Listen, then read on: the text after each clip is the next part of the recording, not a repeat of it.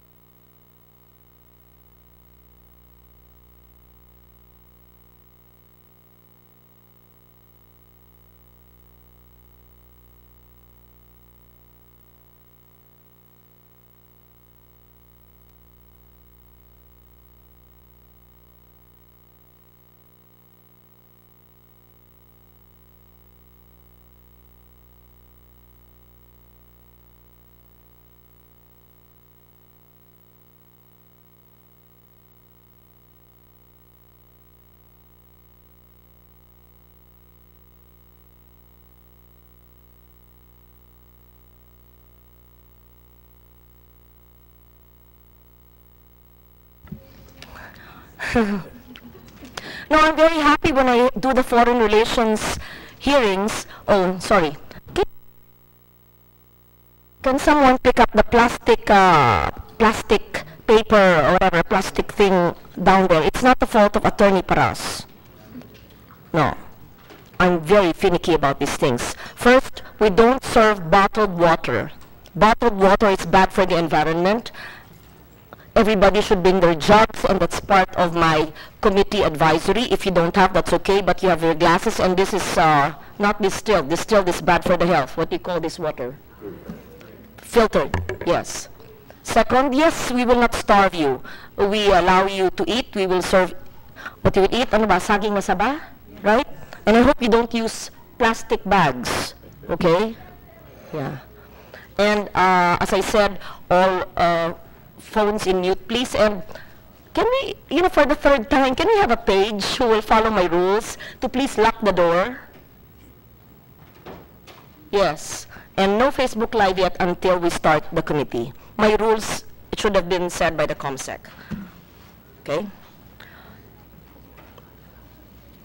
Good morning. My gratitude for your presence and participation in this hearing of the Committee on Foreign Relations.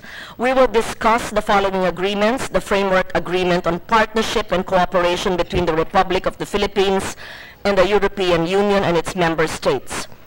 I apologize, this is the third hearing. It was postponed. You realize my position as Chairman of Finance. We have the BICAM. I'm also in the Tax Reform BICAM and many other things, and we hardly sleep 3 hours a day. So I apologize for my outburst of temper. I just don't like inefficiency during my hearings. The agreement between the Republic of the Philippines and the Federal Republic of Germany on Social Security, and the agreement between the Republic of the Philippines and the Kingdom of Sweden on Social Security. These are supposed to be priorities, non-contentious issues. We will no longer discuss it heavily because I wanted all the position papers spread into the record, as well as the presence of everyone here. So together with the European Union and its member states, we have taken steps to pursue dialogue and cooperation on political matters, justice and security affairs, trade and investments, migration, and other economic development and sectoral issues.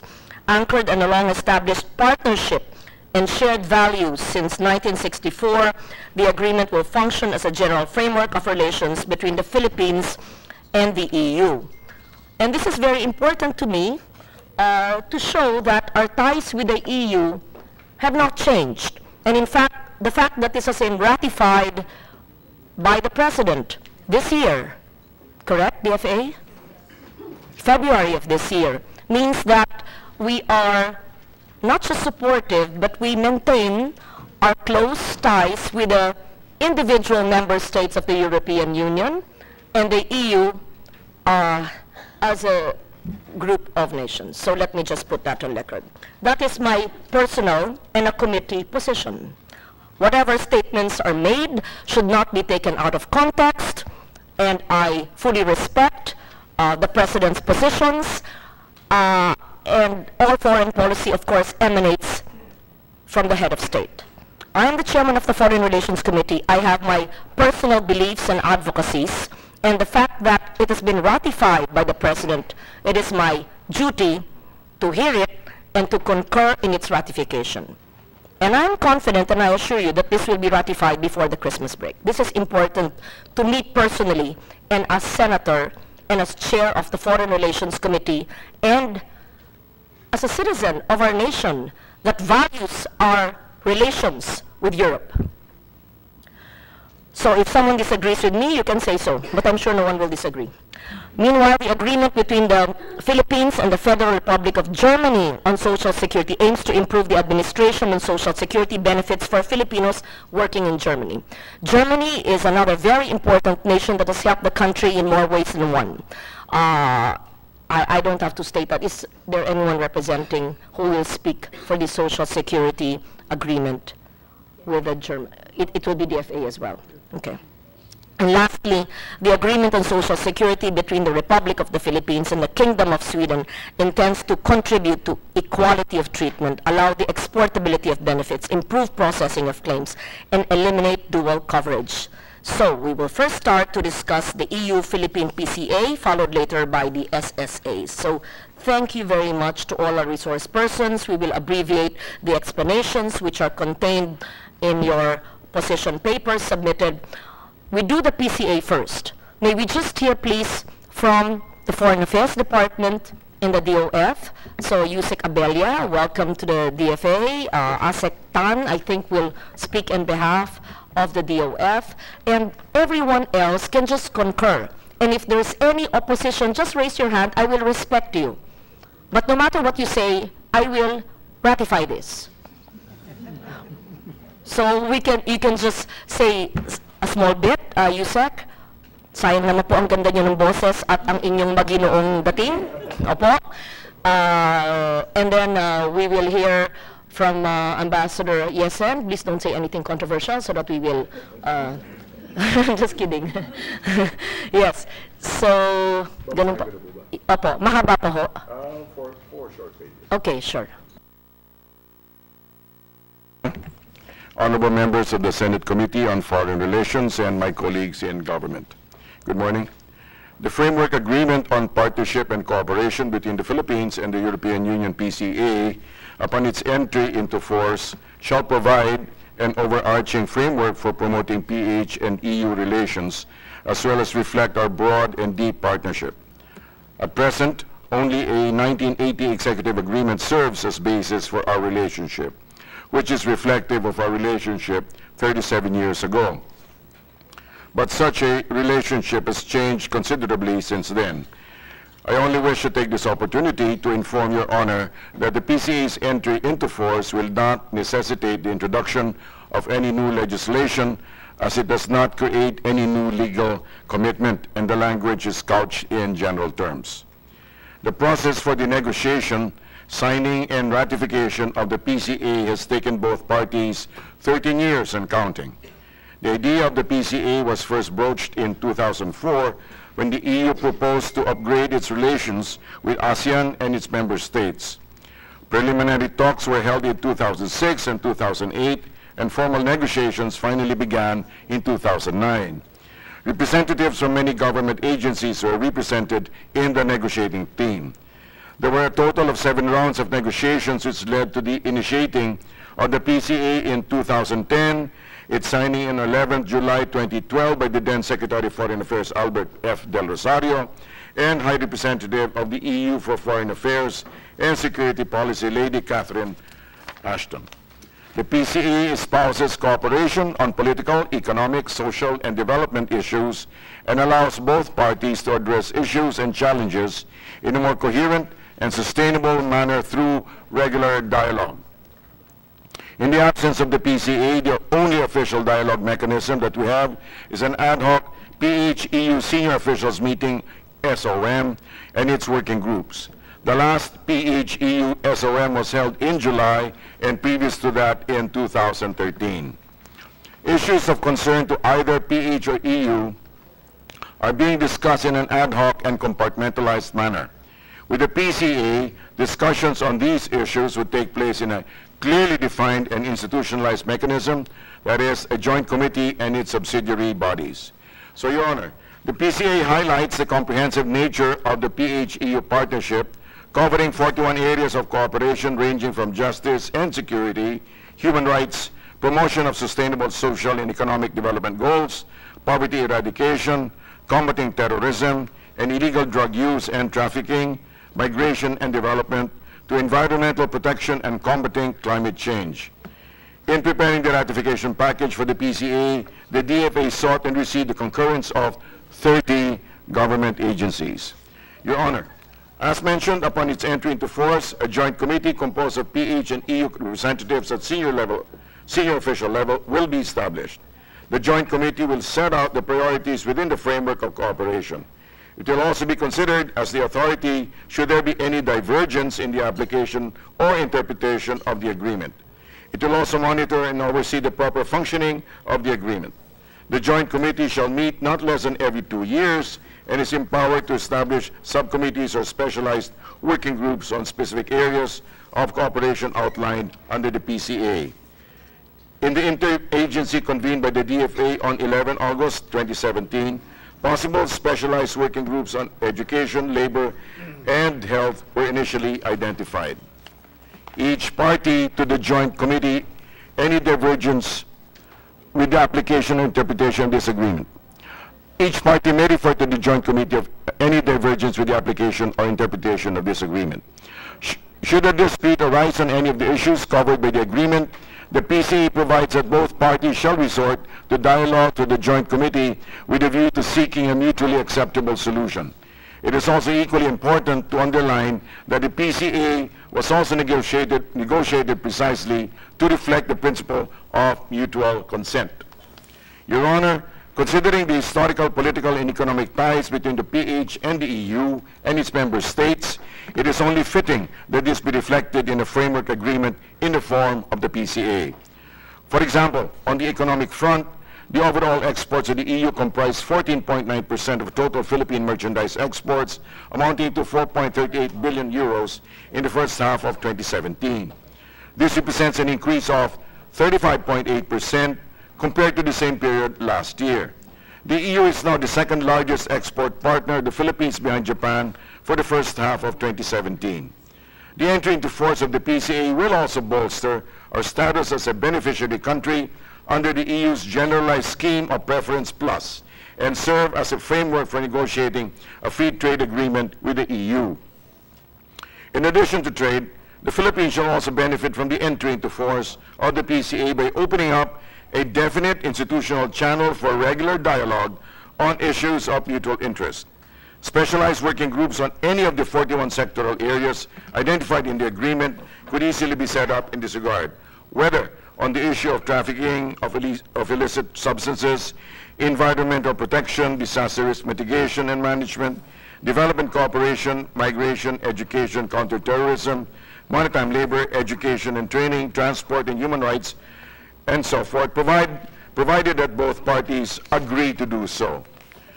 Now, more than ever, given the challenges and opportunities of Philippine-European relations, the PCA will serve as a solid platform for dialogue to explore ways to achieve our shared goal of a stronger partnership based on mutual respect, trust, and equality. The completion of our ratification procedures will also send a positive signal to the EU that the Philippines is ready to strengthen our partnership using the PCA as a basis. Your Honor, the DFA looks forward to the concurrence of the Senate of the presidential ratification of the Framework Agreement on Partnership and Cooperation between the Philippines and the European Union. Thank you. Thank you very much, Undersecretary Abella. First, very well said. Second, very well lined out. There is no need for the other agencies to speak unless someone opposes our concurrence in the ratification. As I said, just submit your position paper just so that I can review it over the weekend, and I hope that the committee secretary can finish the routing of signatures because I want to sponsor this on Monday. I just have one or two questions because you mentioned about the joint committee to be established of senior level officials from both parties. On the Philippine side, how will this joint committee be established? Who are the senior officials to represent us in this committee? Is it all DFA? Will it be a joint or interdepartmental committee? The representation Yes. will be undersecretary level. Undersecretary level, and that's going to, can you just read into the record which agencies? DFA, I'm sure DOF. All right, it will be DFA and concerned agencies. Which are the concerned agencies? All of those present here are the concerned agencies. So because you talked about illegal drugs, you talked about environment, you talked about trade and finance, so all of those, human rights, etc., all of those will have senior officials represented in the committee. As represented also. Yes. Okay. We acknowledge everyone here. As I said, I will no longer read into the record all the agencies, but we are grateful for your presence. And the EU ambassador is here. We're grateful for that. He is here as an observer. And so I hope you don't mind, Ms. Ambassador, since we have two more, and I want to finish Sweden and Germany as well. This is already approved. Okay. So my only last question is, the Philippines will be the third member state, correct? Indonesia and Vietnam have entered into force, and Singapore, Thailand, Malaysia, and Brunei are well underway. And so, as chair of ASEAN, I'd like it to be said that while we are chair now, that we ratified this agreement as a form of cooperation and support for other ASEAN nations that have ratified it, and it's already into force, and those that are in the process of ratification as well. So it shows that we are on the same page, on the same track with other ASEAN nations. Okay, very good. So nobody disagrees. We now approve on the committee the PCA agreement.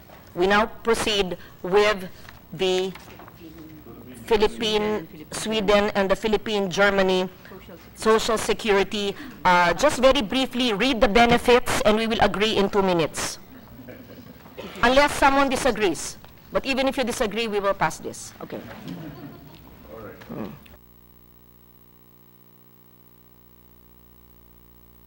Those who are here for the PCA may take your merienda in the lounge, charge to me. Wag na po dito dahil ako'y po'y nalilito pag may marang umiikot-ikot. Pasensya na po. Then we ask those here for the Sweden and Germany SSS.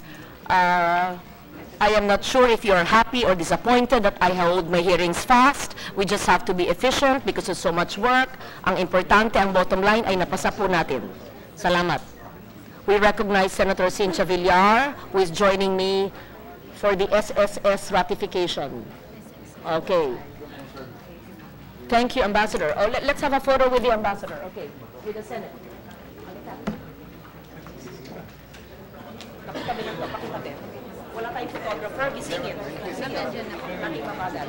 Lagi mabagal, matatandang photographer.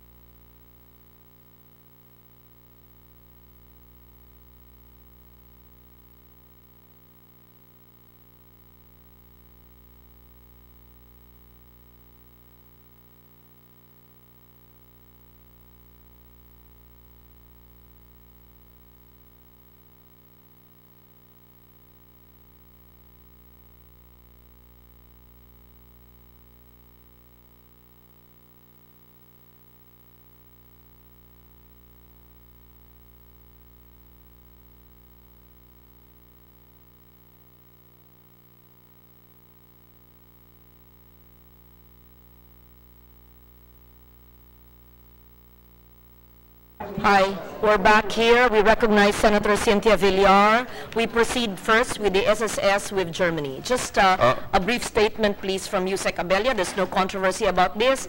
In fact, this is long delayed, right? Delayed ba? Dahil sa akin, di kaka-appoint lang sa akin na Foreign Relations Chair. How long has it been pending in the Senate? Germany since 16th Congress was here. What year was that? 2014. 2014? Hindi ako yun. She was sick. And then what was the other one? Sweden. Sweden first time. It's just been transmitted. Yes, okay, and this is needed by the people. So kindly, just as efficiently as you did earlier. As requested, I will read the straight to the benefits, if you want. Straight to the benefits. That's what you requested. Okay. Benefits, yes. Your Honor, ma'am. Similar to the Social Security agreements that the Philippines signed with other countries, the Philippines-Germany Social Security Agreement, which was signed in September 2014, and the Philippines-Sweden Social Security Agreement, which was signed in October 2015, contains standard provisions consistent with the International Labour Organization Convention, ILO 118, on the equality of treatment, and ILO Convention 157 on the maintenance of rights of Social Security rights, which are as follows. 1. Equality of treatment, which entitles a covered Filipino worker, including his family members and survivors, to Social Security benefits under the same conditions as nationals of Germany or Sweden and vice versa. 2. Export of benefits, a covered Filipino worker to continue receiving his Social Security benefits wherever he decides to reside, whether in the Philippines or in Germany or in Sweden. Next, totalization of periods of coverage, which provides for the adding together of contributions and creditable periods under the Social Security law of the Philippines and Germany or Sweden, excluding overlapping periods to determine benefit eligibility. Next, mutual administrative assistance, which facilitates coordination between the liaison agencies of the Philippines and Germany or Sweden in extending assistance to covered workers and handling matters pertaining to the implementation of the agreement. The Philippines-Germany Social Security Agreement covers the following legislative scope. For the Philippines, 1. Disability, old age, and death pensions under the Philippine Social Security Act. Next, disability, old age, death, and survivorship pensions under the Government Service Insurance Act. And third, the aggregation of periods of insurance under the SSS and GSIS laws under the Portability Law. For Germany, pension insurance. Next, steelworker supplementary insurance. And next, farmers' old age security. Would you like me to proceed to the Philippines-Sweden, ma'am? Please proceed. All right. The Philippines-Sweden Social Security Agreement also applies to the following legislation. With respect to the Philippines, the Social Security law and the regulations made thereunder as they relate to retirement, disability, and death benefits. Next, the Government Service Insurance Act and the regulations made thereunder as they relate to retirement, disability, death, and survivorship benefits. Next, the Portability Law as it relates to totalizing the workers' creditable services or contributions under the Social Security Law and the Government Service Insurance Act, and the Employees' Compensation and State Insurance Fund Law as amended as it relates to work-related injury, sickness, and death. With respect to Sweden, the legislation on sickness compensation and activity compensation. Next, the legislation on income-based old age pensions and guarantee pensions. Next, the legislation on survivors' pensions and surviving children's allowance. Next, the legislation on accidents at work and occupational diseases. And next, the legislation on Social Security contributions as regards to the four preceding legislations. Finally, Your Honor, the Department of Foreign Affairs looks forward to the concurrence of the Senate with the presidential ratification of the agreement between the Philippines and Germany on Social Security in line with Article 7, Section 21 on the Philippine Constitution. Thank you very much. I'm just concerned because I wasn't chair in 2014 when it was up for ratification for concurrence, and it's been 3 years. So may I know, although it's water under the bridge, what adverse effects happened to Filipinos living in Sweden and Germany because it was not ratified? Adverse effects. Ha? Who can answer? DOJ, SSS?